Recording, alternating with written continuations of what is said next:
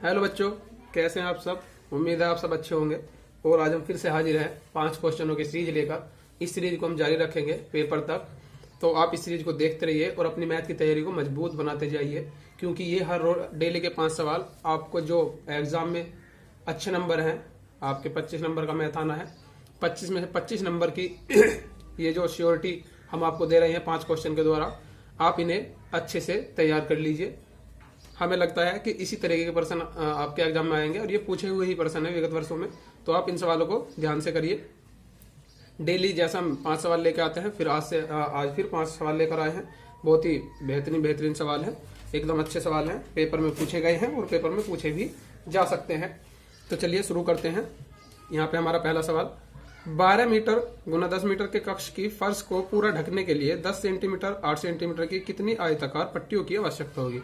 यहाँ पे पट्टियों की हमें संख्या बतानी है। आयताकार पट्टी की जगह आप ये भी समझ सकते थे कि यहाँ पे आयताकार टैल बिछवा लेता तो भी वही बात थी। इस तरीके का सवाल अक्सर एग्जाम में पूछा जाता है।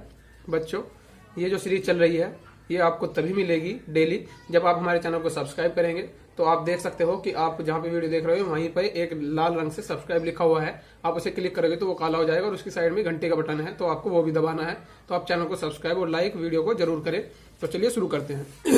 इस तरह का सवाल करने के लिए अगर हमें पट्टियों की संख्या निकालनी है तो मैं आपको इसका एक बेहद शॉर्ट और छोटा तरीका बताता हूं। आप डायरेक्ट लिखेंगे पट्टियों की संख्या, शॉर्ट में लिखेंगे आप पट्टियों की संख्या। अब पट्टियों की संख्या निकलेगी कैसे वो मैं आपको बताता हूं। पट्टियों की संख्या निकालने के लिए आपको करना यह है, जो कक्ष या फर्श या लेंटर जो भी दी हुई है, छत हो, आप उसका क्षेत्रफल ऊपर रखेंगे और जो चीज हम उस पर लगा रहे हैं जैसे टैल, पत्थर, ईंट, उसका क्षेत्रफल नीचे रखेंगे। अगर आयतन में दिया हुआ है तो आयतन ऊपर, और जो चीज लगा रहे हैं उसका आयतन नीचे। अगर क्षेत्रफल में है तो जो चीज जिस पर हम लगा रहे हैं वो ऊपर और जिस चीज को लगा रहे हैं वो नीचे। कहने का मतलब अगर कक्ष है तो कक्ष का क्षेत्रफल ऊपर, कक्ष का क्षेत्रफल बटे जो चीज हम लगा रहे हैं उसका क्षेत्रफल नीचे। लगा रहे हैं हम पट्टियां, आयताकार पट्टियां, तो पट्टियों का क्षेत्रफल नीचे। सिर्फ एक पट्टी का क्षेत्रफल रखेंगे तो पट्टी का क्षेत्रफल। कहने का मतलब जहां पे हम लगाते हैं उसका क्षेत्रफल ऊपर और जो हम लगाते हैं उसका क्षेत्रफल नीचे, तो कक्ष का क्षेत्रफल ऊपर रखेंगे और पट्टी का क्षेत्रफल नीचे। जैसे कि आप यहाँ पे देख सकते हो, यहाँ पे दिया हुआ है आयताकार पट्टी है और आयताकार ही ये कक्ष है, क्योंकि 12 मीटर और 10 सेंटीमीटर है। इसका मतलब ये लंबाई, ये चौड़ाई और ये लंबाई और ये चौड़ाई। तो कक्ष का क्षेत्रफल होगा आयत का क्षेत्रफल लंबाई गुना चौड़ाई। ये हमें पहले से करके दिया हुआ है लंबाई गुना चौड़ाई के रूप में, तो हम इसे लिखेंगे 12 गुना 10। उसके बाद पट्टी का क्षेत्रफल 10 गुना 8 दिया हुआ है, तो 10 गुना 8 लिखेंगे।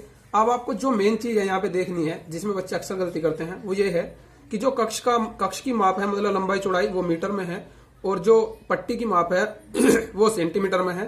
तो या तो आप इसे मीटर में बदले या इसको सेंटीमीटर में बदले।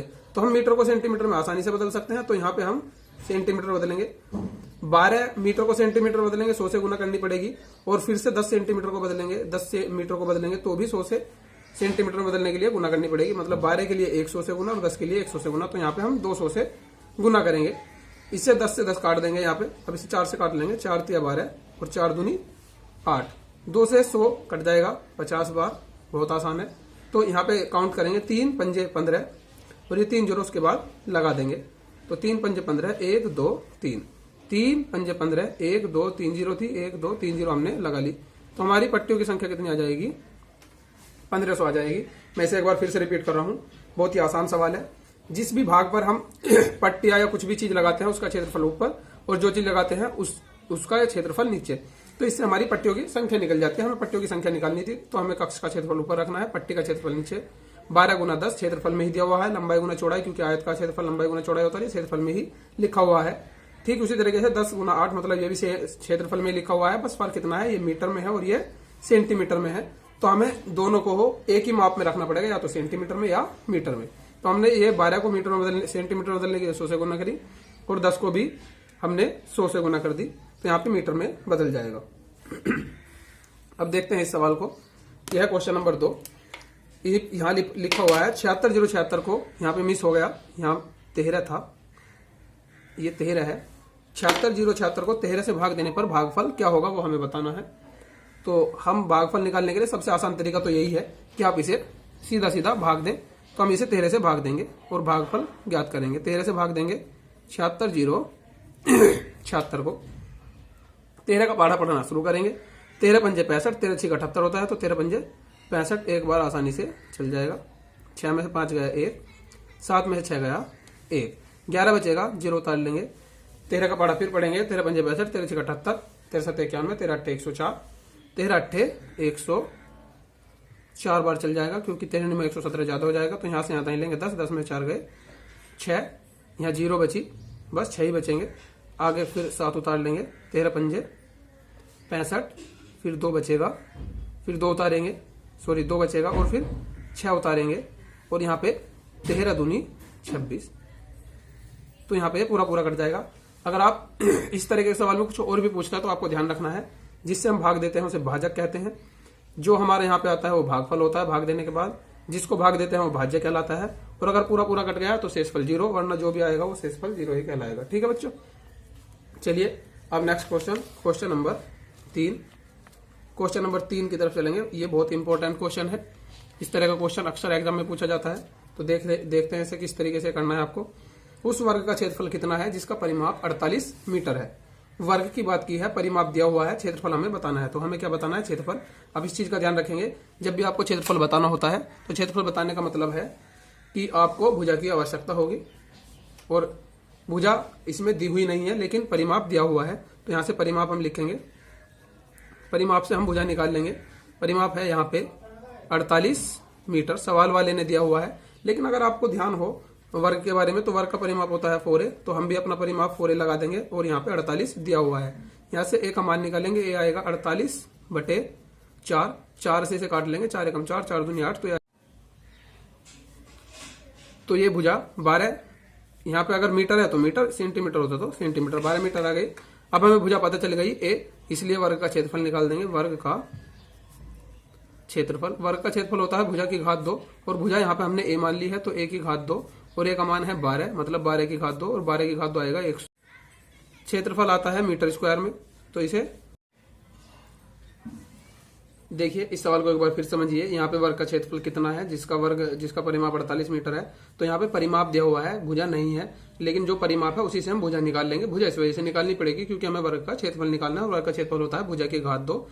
तो भुजा निकालनी जरूरी है और भुजा निकल जाएगी हमारी परिमाप से। तो यहाँ पे परिमाप दिया हुआ है 48 मीटर, ये सवाल वाले ने दिया हुआ है। परिमाप का फॉर्मूला हमें पता है, तो यहाँ पे परिमाप का फॉर्मूला खोल दिया 4a। परिमाप का फॉर्मूला 4a खोलने के बाद हमने देख लिया कि यहाँ से a का मान हम आसानी से निकाल सकते हैं, क्योंकि a वर्ग में है, भुजा काउंट होगी तो 4 जाएगा भाग में, 4 से काटेंगे तो 12 बार कटेगा। वर्ग का क्षेत्रफल होता है a की घात 2, मतलब भुजा की घात 2, और भुजा हमने यहाँ पे निकाल ली 12 मीटर। 12 का स्क्वायर करेंगे तो 144 मीटर स्क्वायर इसका आंसर आ जाएगा। चलिए अगले क्वेश्चन की तरफ। क्वेश्चन काफी अच्छा क्वेश्चन है, ध्यान से समझेंगे। यहाँ पे पूछा है, एक बक्से की प्रत्येक कोर 3 मीटर लंबी है तो इसका आयतन कितना है। एक बक्सा है, आपको पता होना चाहिए कि बक्सा जो होता है या तो घन आकार होता है या घनाभ होता है।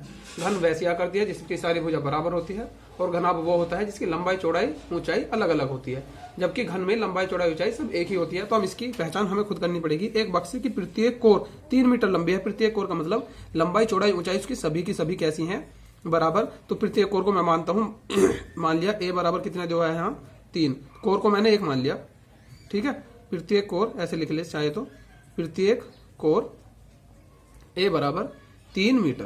प्रत्येक कोर का मतलब जो घन होता है उसकी लंबाई चौड़ाई ऊंचाई सब कितनी है, 3 मीटर, मतलब ये किस आकार का है, घन के आकार का। हम इसका आयतन निकालना है, इसलिए आयतन आपको बच्चों पता होना चाहिए। घन का आयतन जो होता है a की घात 3 होता है, मतलब भुजा की घात 3 या कोर की घात 3। कोर इसमें भुजाई है, कोर का मतलब भुजाई हुए जो कोने से इस तरीके से लिखे हुए दिए हुए होते हैं, कोर मतलब भुजाई। तो उसके बारे में हम यहाँ पे दिया हुआ है 3 मीटर। तो आयतन होता है a की घात 3, मतलब भुजा की घात 3 या कोर कहे कोर की घात 3। a का मान है 3, तो 3 की घात 3 करेंगे, 3 3 9 27। आयतन हमेशा क्यूब में होता है, ये मीटर है तो मीटर क्यूब में आएगा, और अगर सेंटीमीटर होता तो सेंटीमीटर क्यूब में आएगा। सॉरी, यहाँ पे आपको थोड़ा इश्यू हो सकता है। ठीक है बच्चों, बहुत ही आसान सवाल है लेकिन बहुत इंपॉर्टेंट सवाल है, तो आप इस तरह के सवाल पर भी ध्यान जरूर रखेंगे। इस क्लास का आखिरी सवाल, क्वेश्चन नंबर 5, चलिए देखते हैं। यह सवाल प्रतिशत का सवाल है, एकदम इंपॉर्टेंट सवाल है।